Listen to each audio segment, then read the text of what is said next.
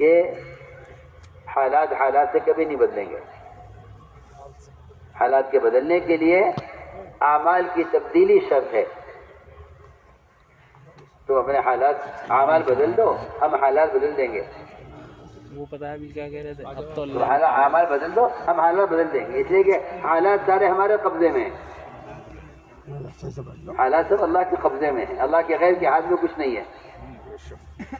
تو ہم پریشانی ہے کہ وہ میں کیا عرض کروں، خوشامد بھی ان کی کرتا ہے جن کے ہاتھ میں مسئلہ سمجھتا ہے کہ ان کی خوشامد کرو، ان کے ہاتھ میں ہے. کیا عرض کروں، جو یہ کہتا ہے کہ فنا کرنے والا ہے، اس کا یہ کہنا ہی اس کرنے والے کو قوت دیتا ہے. اگر مسلمان یہ کہے کہ نہیں اللہ کرنے والے ہیں، تو حدیث میں آتا ہے کہ جو اس یقین پر آ جائے گا اللہ اس کو اپنے غیر کے حوالے نہیں کریں گے. کہتا ہے میں کرنے والا ہوں تو چلو میں کرتا ہوں. السلام علیکم. پر اگر یہ اللہ کے غیر کو کہتا ہے کہ ان سے ہوتا ہے تو میں یقینی طور پر عرض کرتا ہوں کہ اللہ تعالیٰ ایسوں کو غیروں کے حوالے کر دیتے ہیں. اب تم جانو جسے تمہیں امید ہے وہ جانو. اس لیے میرے دوستو عزیزو، خسارے اور نقصان سے بچنے کے لیے اللہ رب العزت نے 4 اسباب بیان کیے ہیں. فرمایا اگر یہ 4 کام مسلمان کرے گا تو یہ ہر زمانے میں خسارے سے بچے گا، اور اگر یہ 4 کام نہیں کرے گا تو یہ ہر زمانے میں خسارے میں رہے گا. اگر یہ 4 کام کرتا ہے تو یہ ہر زمانے میں خسارے سے بچے گا، اور اگر یہ 4 کام نہیں کرتا تو یہ ہر زمانے میں خسارے میں رہے گا. سب سے پہلی شرط یہ ہے کہ اللہ پر ایمان لاؤ. اللہ نے فرمایا خسارے سے وہ بچیں گے جو اللہ پر ایمان لائیں. الا الذین آمنوا، اس لیے کہ میں عرض کر چکا کہ ایمان کے بغیر جتنے وعدے دنیا میں مسلمانوں سے ہیں یہ وعدے پورے نہیں ہوں گے. ایمان کے بغیر جو وعدے دنیا میں ہیں مسلمان سے، یہ وعدے اللہ پورے نہیں کریں گے. اگر مسلمان یہ دیکھے کہ غیروں کو سب کچھ حاصل ہے جو ہمیں حاصل نہیں ہے، تو یہ تو بہت آسان سی بات ہے. یہ تو بہت آسان سی بات ہے سمجھنا.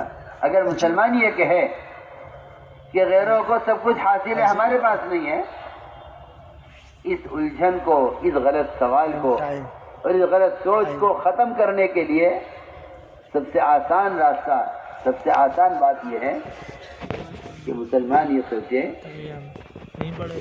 کہ جو اللہ کو نہ مان کر جہنم میں جائیں گے، کیا وہ وہاں تمہاری جنت کے طالب اور اس کے امیدوار ہوں گے؟ سوچو.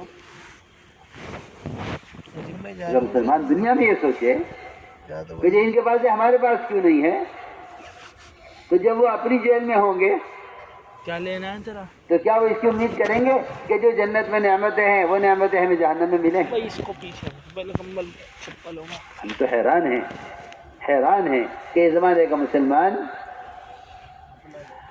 غیروں کو اپنی ابدی جنت کی طرف لانے کے بجائے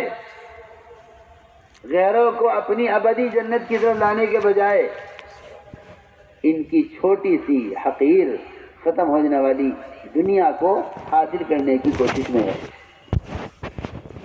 یہ ہمیں کیسے ملے؟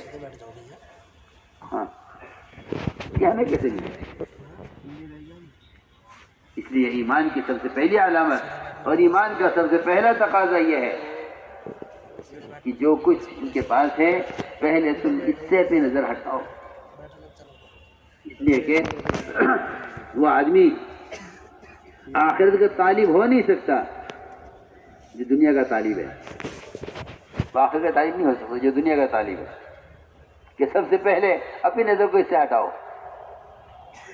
یہاں کوشش اور تمنا اور ساری دوڑ دھوپ اس کے لیے ہو رہی ہے کہ جو ان کے پاس ہے وہ ہمارے پاس کیسے آئے. حالانکہ کوشش بات ہی کرنی چاہیے تھی کہ جو کچھ ہمارے پاس ہے، جو اللہ کا وعدہ ہم سے ہے دنیا میں امن اور سکون کا اور چین و راحت کا اور آخرت ہمیشہ کی جنتوں کا، اس چین اور راحت کی زندگی پر یہ کیسے آ جائے؟ بجائے اس کے کہ یہ کوشش کر کے انہیں اپنی جنت کی طرف لاتا، بلکہ یہ خود ان کے وقت جنت کا حریص اور ان کے وقت جنت کا لالچی ہو گیا۔ اس لیے ہم نے عرض کیا کہ پہلی شرط ہے کہ اللہ پر ایمان لاؤ، کہ اللہ پر ایمان لاؤ، کیونکہ جتنے وعدے مسلمان سے ہیں یہ وعدے دنیا میں پورے نہیں ہوں گے ایمان کے بغیر۔ سنو، اللہ نے پہلی شرط لگائی ہے، وعد اللہ الذین آمنوا وعملوا الصالحات لَيَسْتَخْلِفَنَّهُمْ فِي الْأَرْضِ كَمَا اسْتَخْلَفَ الَّذِينَ مِنْ قَبْلِهِمْ وَلَيُمَكِّنَنَّ لَهُمْ دِينَهُمُ الَّذِي ارْتَضَىٰ لَهُمْ وَلَيُبَدِّلَنَّهُمْ مِن بَعْدِ خَوْفِهِمْ أَمْنًا يَعْبُدُونَنِي لَا يُشْرِكُونَ بِي شَيْئًا۔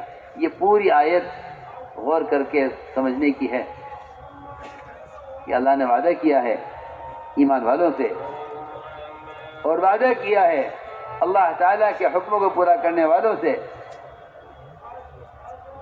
کہ اللہ تعالیٰ ان کو دنیا میں سلطنت، اختیار، اقتدار اس طرح دیں گے جس طرح ان سے پہلوں کو دیا ہے،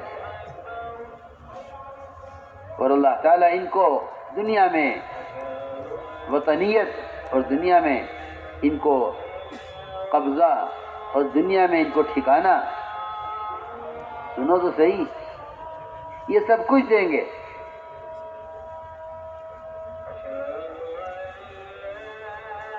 لیکن شرط یہ ہے کہ اللہ تعالیٰ جس دین سے راضی ہیں، اللہ نے جو دین تمہارے لیے متعین کیا ہے، تم اپنے آپ کو اس دین کا تابع اور اس کا پابند بناؤ، تو تم سے اس کا وعدہ ہے۔ شرط یہ ہے کہ میرے ساتھ شرک نہیں کریں گے اور میرے علاوہ کسی کی عبادت نہیں کریں گے، یعنی میرے سوا کسی کی بات نہیں مانیں گے، میرے سوا کسی کی بات نہیں مانیں گے۔ یعبدوننی لا یشرکون بی شیئا، میری عبادت کریں گے، میری بات مانیں گے، میرے غیر کی بات نہیں مانیں گے، تو میرا وعدہ ہے ان سے کہ میں ان کو دنیا میں سلطنت، اقتدار، تمکن، وطنیت سب کچھ دے دوں گا، ورنہ اگر انہوں نے ذات پورا نہ کیا تو یہ خود اپنے گھر میں بے گھر ہوں گے، اپنے گھر میں بے گھر۔